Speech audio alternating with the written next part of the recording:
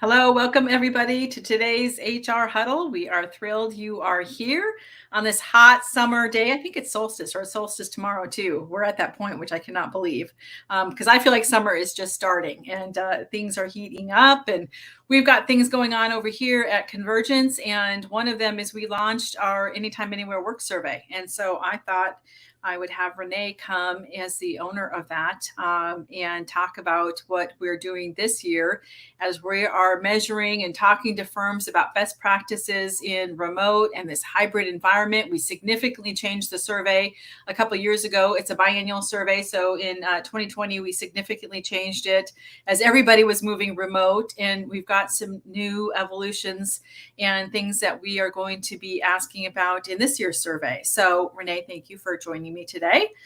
And thanks for having me, Tamera. I'm excited to be here. Well, maybe you can jump in and just share, some of the things that you're seeing for this year's survey and the importance of remote and hybrid and flexibility overall. What are you seeing for this year's survey? Yeah, thanks for asking, Tamera. So you mentioned the last time we ran the survey was in 2020, and we called that measuring the rush to remote. And so, things have changed an awful lot. And so we are measuring remote practices inside of firms. We're also talking about flex practices. So I think time probably has, we always talk about anytime, anywhere work. And so the last survey in 2020 was really about the where more than anything else because it was so much about remote work. This time around, I think there's a good balance between where and when, because we are seeing the flexibility, the when kind of coming back into the equation because we have all these people working different schedules at different time zones, different places around the country. And also firms are working with outsourcing. So they've got people working at completely different times of the day. So this whole idea of asynchronous and, setting up your workflow so that you can manage people in different times, I think is pretty important in the survey. We also measure return to office.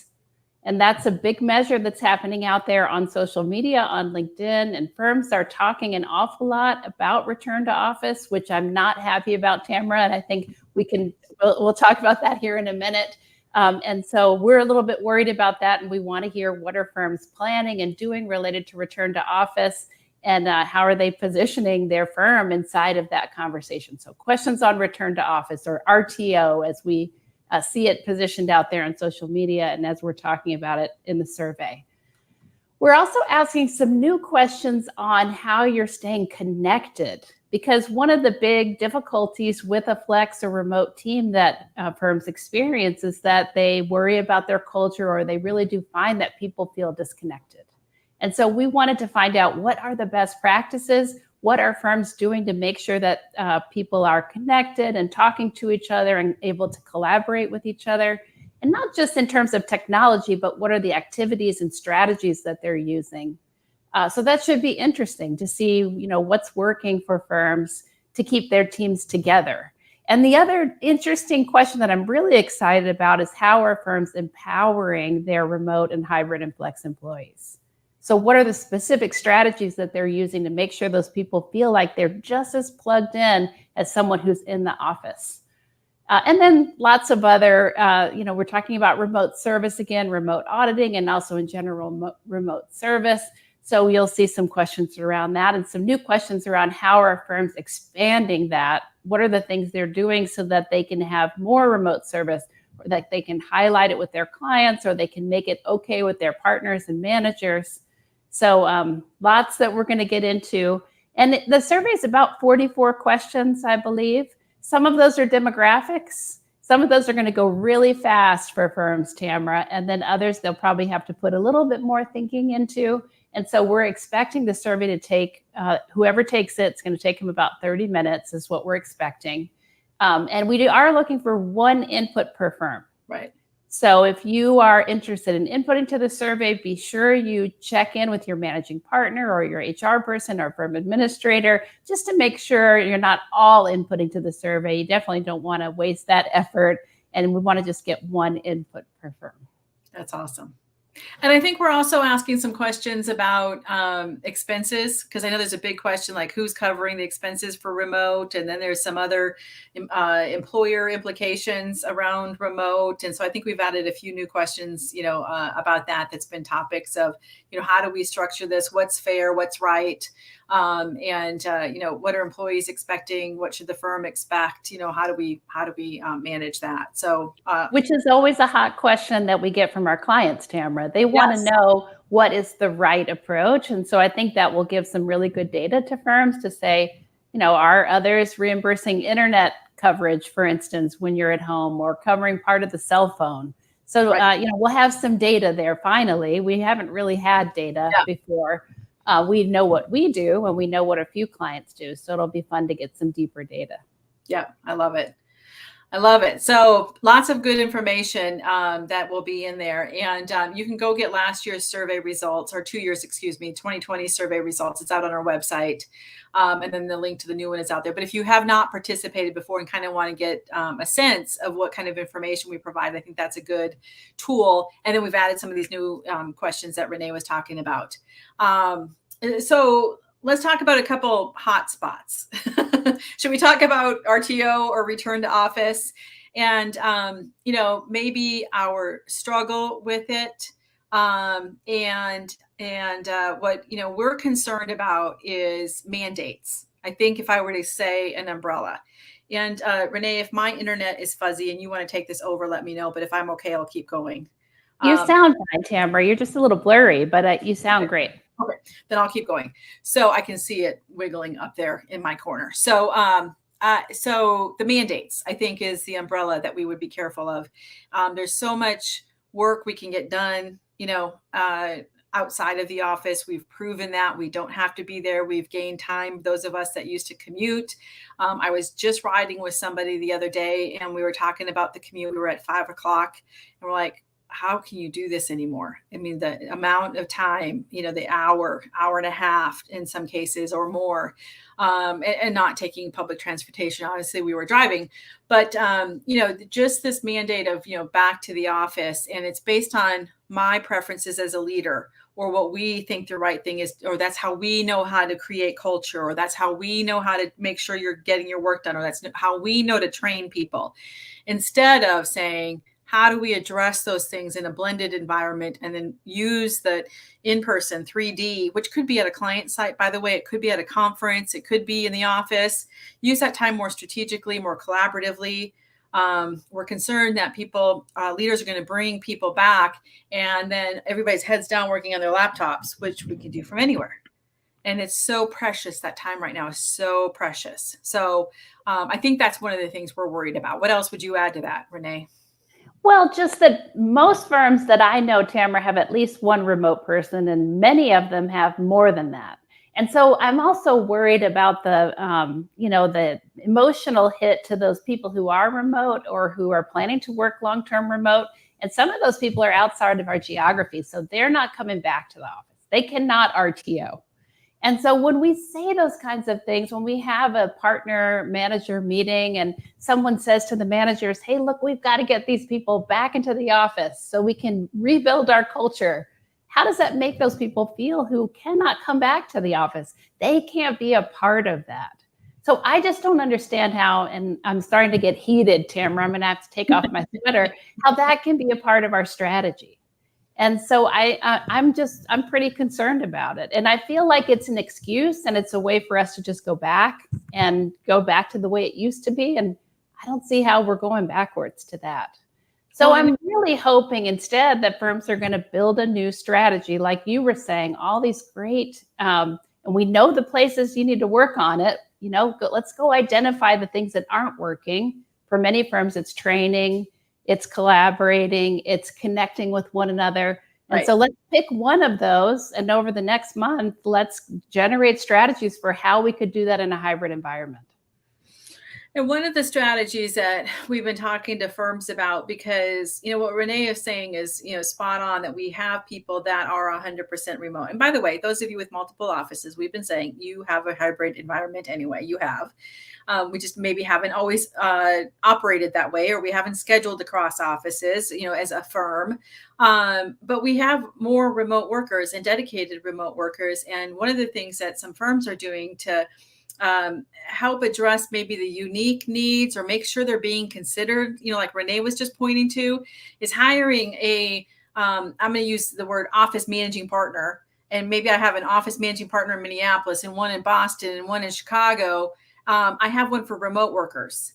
And, some kind of, a shepherd or mentor or whatever term you want to use, but they're the ones that are responsible, for those people and for making sure we're considering those, unique needs, what it's like to be working remotely, because otherwise they can get lost, or they can hear messaging that we don't mean to be offensive or like not inclusive. That's what happens, is it doesn't feel like it includes me. RTO does not include your 100% remote employees. And so we can have somebody that's paying attention to that. That's an advocate for that. So that's something to think about, as you're thinking about what is, our return to office, or what is our way of managing in these hybrid environments, and how are we representing this new group of the growing people that, we have a lot of, dedicated remote people, and we want to be inclusive of them. We want to be, thinking about them in events, in training, in firm meetings, in fun, in collaboration with clients, bringing them along to shadow career progression. We should not be limiting people based on where they are located for their career progression. And some of you might be like, we need to work on that. And that's fine. Acknowledge it. And then you can pick, like Renee said, we can pick which ones to work on. Yeah, I love all that, Tamera. And I also worry about firms who a part of their strategy is that I'm going to do more remote recruiting. So I just don't know how RTO fits with that. Right. And people are a little bit tired and worn out and frustrated by all the change that we've gone through over the last couple of years. And I think that's part of what's driving this. It's like, let's just try to get back to the way it was before. It's a philosophical thing. And so, and definitely strategies. I mean, strategies are going to help. That's where you are, Tamera. You're coming up with all these specific strategies that they can use to address it. And so, and we have so much to offer on that on our blog. If you go to the remote work button on our blog, just a ton of articles and ideas about how to train, how to connect. We can help you solve those problems. Well, and we're still learning. I mean, we've been a remote business for 22 years. We've been really a hybrid before it was called hybrid. Where we were in the cloud before it was called cloud. So, we kind of set the pace for a lot of this, but we all work remotely. When we're in our office, we're remote from each other. And we have to figure out and be proactive about our culture. And we have to figure out ways to get together and have fun and have team meetings and team building. And I was just talking this past week with a team member, and she's a big extrovert. And she's like, I'm kind of lonely over here. It's like, okay, thank you for saying that. And we qualify that. And she's like, I know you guys told me about this in the interview, but I just really had no idea how different it was going to be. She's like, I don't want to change it. I'm not worried about, my position or anything, but gosh, I really didn't realize how much the physical presence meant to me. So how do we do more of that? And we get together on Teams. We have Zoom meetings together. We did a fun escape room, event, and a solve the mystery event, which was hilarious, by the way. So we do all of that stuff, but it's like, we need more touch points. We need more like informal coffee hours, more informal, just come to lunch, whoever's available. That's what we would do in the lunchroom. I mean, if we had an office, that's what we would do. So how do we incorporate more of that? So it is going to evolve. Yes, we've undergone a lot of change, but it's also going to evolve. And so we have to continually just say what else is needed and listen for that, and have people be able to express, like she did, like, I'm kind of lonely over here. Like that was like, huge, aha, it's like, okay, how do we address that then? Yeah, I also think for her, she wants to probably do some work together. Mm-hmm. She's not accustomed to this, I just go off in my corner and get my work done, which is, our project-based environment, Tamera. And lots of the folks that are watching on the huddle, they have a similar environment. It's not, unless you're in an audit team and you went out on the audit for a week, but tax people are pretty heads down working on things on their own. Right. And so we are going to have to maybe engineer some experiences for her that are more collaborative. Yeah. Which isn't my style, Tamara, but but I can flex and do Right. that for her to help her be supported. And it doesn't have to be all the time. We can have a blend. Your style is heads down. I'll come in. Let's meet when we're ready to talk about it. And we can do that too. And I was talking with an audit partner, a young audit partner today, and they were trying to figure out this whole collaboration and meeting. And I said, have you guys gotten together like on Teams or on Zoom? And just like your audit group would be together in an office, let's get together and be together, on Zoom. And he's like, no, and we need to do that. Like we go do our work and then we schedule that a couple times during the week. I can just see how valuable that would be. And then we got to make it normal to go, message Caroline and say, hey, I have a question. Because if Caroline was in my cubicle, around the corner, I would pop my head up and say, hey, Caroline, I have a question. But for whatever reason, we don't make it normal to do that on Teams or on Zoom or on whatever we're using, right? Whatever platform we're using. So we have to normalize some of that. And then, yes, accommodate to the different styles. So anyway, I think it's definitely an emerging puzzle. And that's part of what we hope to, gather information on, in this year's survey. That's exactly right. And have people try some things. And if it works, do it more. If it doesn't, let's generate another idea and practice it. Yep. That's where innovation happens, that kind of brainstorming. And I would be asking your young people, what do they think you should do to solve some of the problems? Because they will have probably a little bit more creativity. They won't be looking backwards as much to think, how did we used to do it? But they might be able to generate some new ideas that you haven't even thought of. Yes, I think that's a great idea. And by the way, that's one of the ways you can use the survey results to say, hey, this is what we're hearing in the survey. What do you guys think about this? How would you address, these things? And part of it's generational, part of it's personality, Renee, which you just pointed to. Your personality is different than Sarah's personality, and your style, your learning style, your work style. And so how do we figure out how to do that? We have to do that anyway in person. So let's figure out how to do it in this hybrid blended environment and, just really, be flexible, I guess, in how we do it. Well, so Tamara, one of the things I think we also have to talk about is being on the same page. Yes. And so for some firms, they don't necessarily have an RTO strategy. They have we're going to be more remote, more flex, and as a part of their strategy, but they have different leaders saying different things about that. And that is concerning too, that we are not on message. And that can really slow down your progress or have people feel like, well, the firm says it's okay, but this individual leader does not. And I'm not sure if that's going to work for me career-wise. So that's something else I've been worried about is positioning. Yes. So can you talk a little bit about that? I mean, what do you recommend for firms to do to get on the same page? Well, so it's so funny because I was just talking to a couple partners about this before we got on this call, this exact same topic. And one of the things we were talking about first is move away from policy. Like we have flex policy and remote policy, and we have how we work. Because as we started we had a sample policy, we had, definitions for that. And in 2020, all of that went out the window. And so we have to say, what are our expectations for when we're available, how we communicate, keeping our calendars current, how we're scheduling, what we're mandating, don't mandate, we should mandate very little. And so there's more of a how we work in this collaborative, asynchronous environment that we're in. So that's something to think about. Go look at what your policy is and shift more from the mandates to this is the expectations for how we work. Then we can start to say, now we need to be on message. Now we need to be consistent in how we operate on a day-to-day basis. So partners, we're all keeping our calendars current. We're not requiring people to be in on Saturdays through busy season. And that means don't schedule your meetings, your update meetings on Saturday mornings, because we do things inadvertently that then send a message that, oh, we're flexible and we don't require Saturdays, yet I schedule all my meetings on Saturdays.